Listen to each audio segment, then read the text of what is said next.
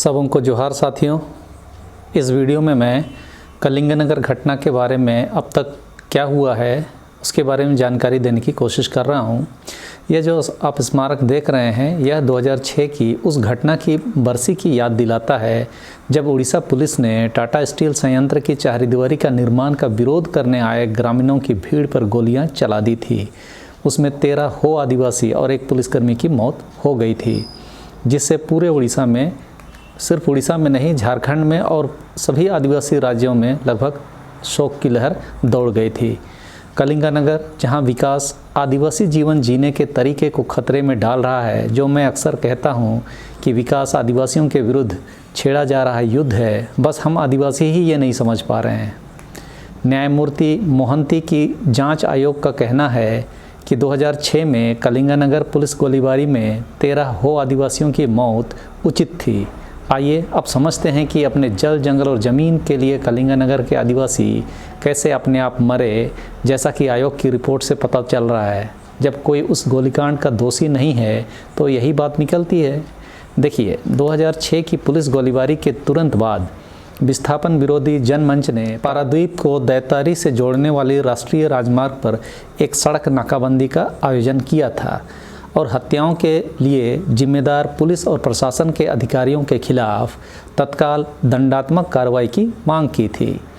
मंच ने न्यायिक जांच आयोग की स्थापना की निंदा की, क्योंकि उसे शुरू से ही संदेह था कि यह केवल टाटा कंपनी और सरकार के पक्ष में फैसला सुनाएगा।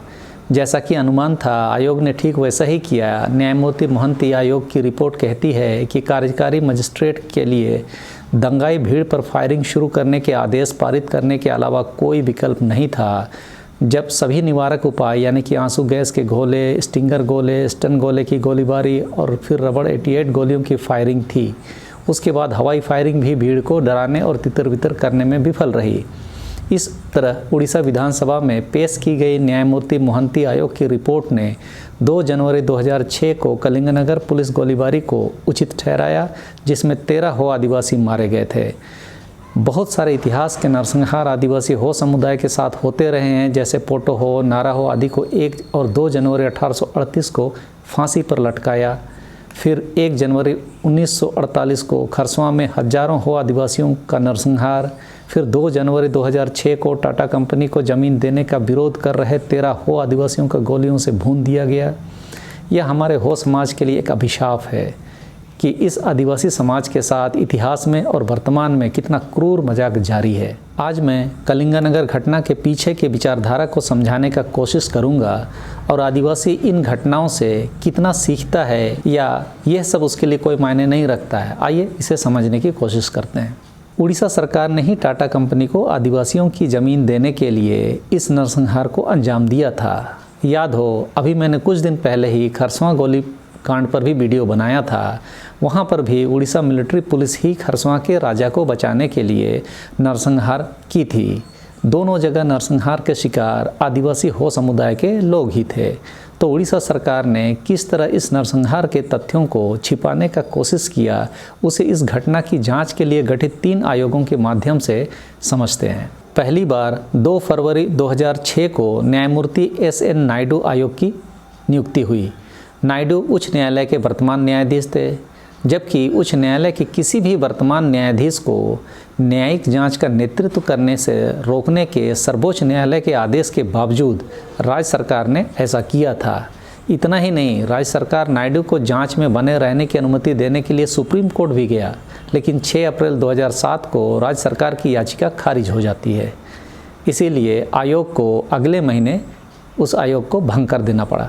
फिर जनवरी 2008 में न्यायमूर्ति RK पात्रा को प्रमुख बनाकर एक और आयोग का गठन किया गया, जिसे भी उनके लोकपाल नियुक्त होने के बाद भंग करना पड़ा।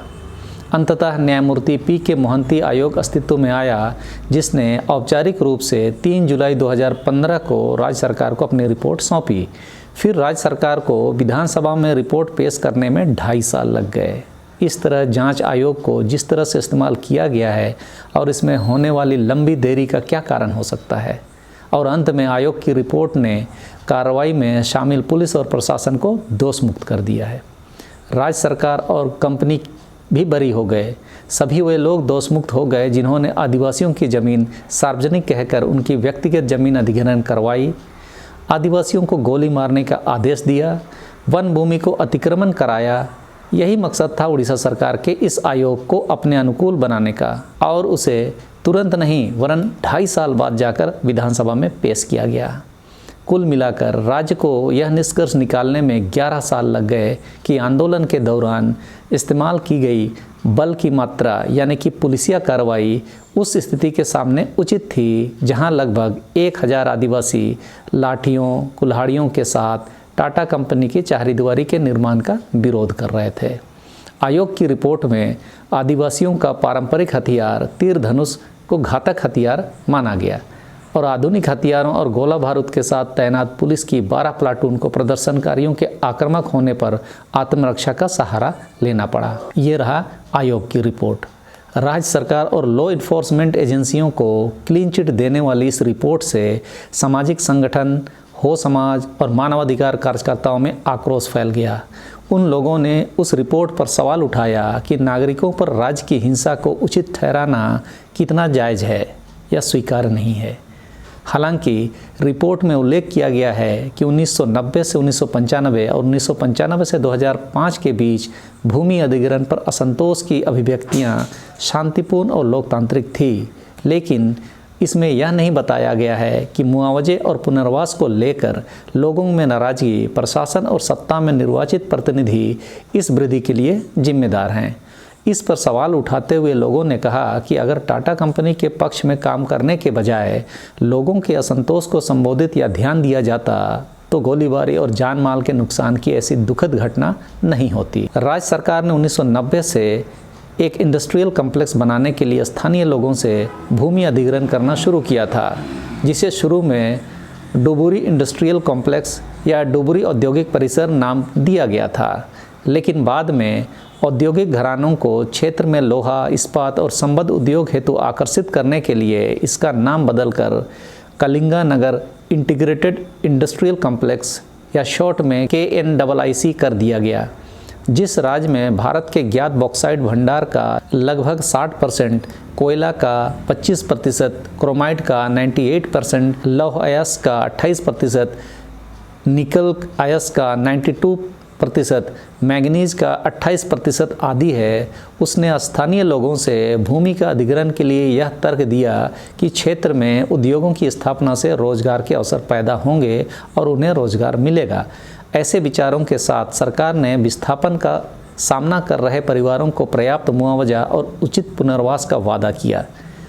आदिवासियों और मूल निवासियों को रोजगार का वादा तो अधूरा रहा, लेकिन अधिकांश उच्च स्तरीय पदों पर इलाके के एलीट या संभ्रांत लोगों और बाहरी लोगों का कब्जा हो गया और कमज़ोर समुदाय को अक्सर अपर्याप्त शिक्षा का हवाला देकर ऐसी नौकरियों से वंचित कर दिया गया। इतने वर्षों तक आयोग अपना काम करता रहा, लेकिन भूमि अधिग्रहण की प्रक्रिया नहीं रुकी। हालांकि 2009 के अंत तक 1300 परिवारों में से 800 परिवारों को विस्थापित कर दिया गया था, लेकिन कुछ गांवों ने विरोध जारी रखा। यह एक असामान्य लड़ाई थी। कॉमन कॉरिडोर का निर्माण एक चाल के रूप में किया गया था, जो वास्तव में एक साजिश थी। चांदिया, बामरीगोथो, कलमतिया और बैदुबुरी के शेष परिवारों को उखाड़ने के लिए पुलिस की कई प्लाटून लगी रही। चांदिया के लक्ष्मण जमुदा, ये भी हो आदिवासी हैं, भी 12 मई 2010 को पुलिस की गोलियों का शिकार हो गए। उनकी स्मृति में स्मारक स्थल पर एक स्तंभ और जोड़ा गया, मतलब जो पत्थर वहां शहीदों की याद में गाड़े गए थे उसमें एक और पत्थर जुड़ गया, और यह अभी कोई नहीं बता सकता कि और कितने पत्थर वहां जुड़ने बाकी हैं, जबकि लड़ाई अभी जारी है। जिस जमीन पर आदिवासी सदियों से रह रहे थे उसे राज्य द्वारा विकास के लाभों के वायदे के साथ छीना जा रहा था। उन्हें एक परिवार में कम से कम एक नौकरी देने का वादा किया गया था। फैक्ट्रियां आई, खनन शुरू हुआ, लेकिन लोगों के जीवन में बदलाव नहीं आया। इसके बजाय उन्होंने जो देखना शुरू किया वह उनके आसपास के पर्यावरण का विनाश था। यह जानने के लिए कि ज़मीन और उसके लोगों के साथ और क्या हो रहा है, राज्य सरकार द्वारा पुलिस और प्रशासन को क्लीन चिट देने की घोषणा के बाद द वायर की टीम ने उस क्षेत्र का दौरा किया।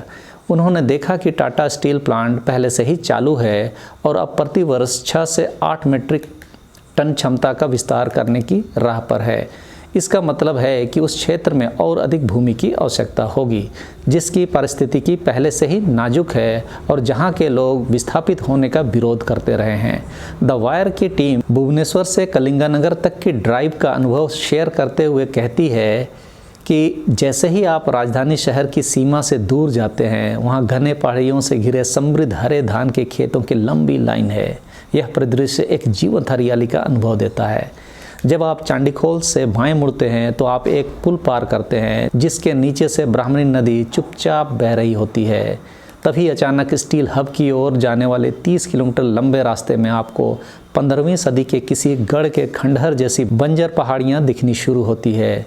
वह स्थान जो कभी विभिन्न प्रकार की वनस्पतियों और जीवों से हरा भरा था, जिसमें हो आदिवासी लोगों द्वारा उपयोग किए जाने वाले औषधीय गुणों वाले पौधे भी शामिल थे, अब बंजर भूमि जैसा दिखता है।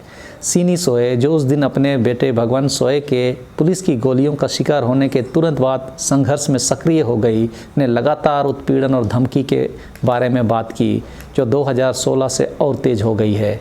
सीनी सोए ने कहा कि भूमि अधिग्रहण की प्रक्रिया में लोगों का बहुत नुकसान हुआ। कंपनी को वह ज़मीन मिल गई जो वह चाहती थी, लेकिन जंगल हमारे लिए जीवन रेखा है।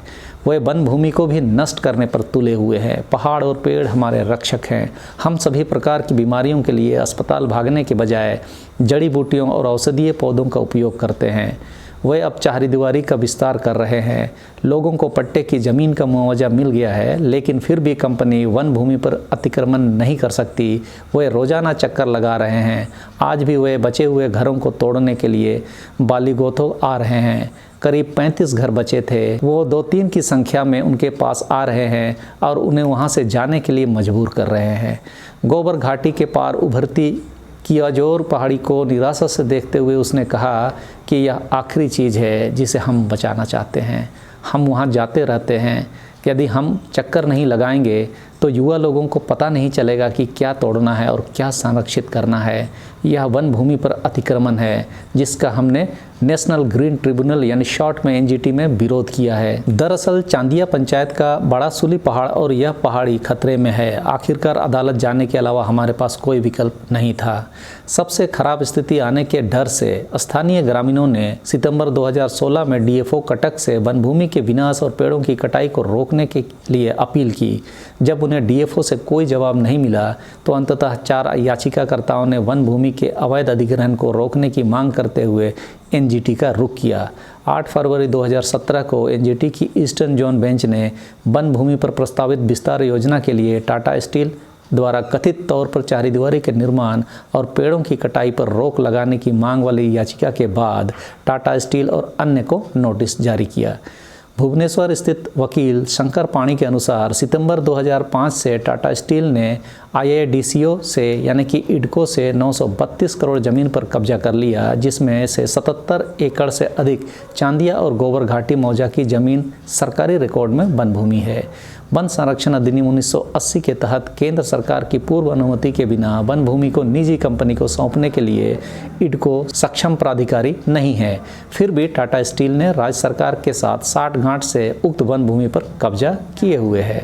मुकदमेबाजी जारी रहने के बावजूद कंपनी अपनी निर्माण योजनाओं पर आगे बढ़ रही है। बालीगोथो में साफ किए जा रहे कुछ घर ऐसे लोगों के हैं जिन्हें अभी तक मुआवजा नहीं मिला है। साधुराम मुंडोया के परिवार को छोड़ दिया गया है। उनके और उनके 4 भाइयों के पास 15 एकड़ ज़मीन थी। उनके बेटे ने उनकी तकलीफ़ों का वर्णन किया। हमारे चाचाओं के पास 15 एकड़ ज़मीन थी। मेरे चाचा रामलाल मुंडोया पुलिस फायरिंग में मारे गए, जबकि उनके भाइयों को मुआवजा मिला। मेरे पिता का नाम सरकारी सूची में नहीं था। 2005 में मैं पहले से ही 25 साल का था और नई पुनर्वास नीति के अनुसार मुझे अलग से मुआवजा भी मिलना चाहिए था। हम कहीं नहीं थे। मैं पिछले 10 वर्षों से लगातार पोस्ट करने के लिए दौड़ रहा हूँ। घर घर सर्वे नहीं हुआ है। उन्होंने शायद किसी दफ्तर में या किसी पेड़ के नीचे बैठकर ऐसा किया होगा। अब मुझे बताया गया है कि मैं एक सच्चा मामला हूँ, लेकिन सूची में मेरा बहिष्कार जारी है।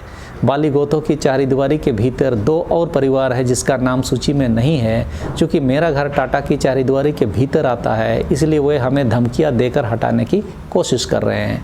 हालांकि अपनी ओर से टाटा के अधिकारी इन आरोपों से इनकार करते हैं।